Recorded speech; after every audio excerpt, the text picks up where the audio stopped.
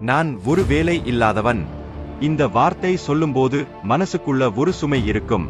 காலை எழுந்ததும் வேலைக்கு போற அவசரம் இல்ல, ஆனா எதிர்காலம் பற்றிய கவலை இருக்கு. ரெஸ்யூமே கையில் எடுத்துட்டு பல ஆபீஸ்களுக்கு போனேன். ஒரு இடத்துல அனுபவம் இல்லை நாங்க, இன்னொரு இடத்துல வயசு காரணம் நாங்க, சில இடங்களில் அமைதிதான் பதில். வீட்டுக்கு திரும்பும் போது ரோட்ல போற வேலைக்காரர்களை பார்த்தா நானும் ஒரு நாள் மனசு சொல்லும். நண்பர்கள் முன்னேறிட்டாங்க, சந்தோஷப்படுறேன்னு சொன்னாலும் உள்ளுக்குள்ள சின்ன வலி இருக்கு. சில இரவுகளில் தூக்கம் வராது.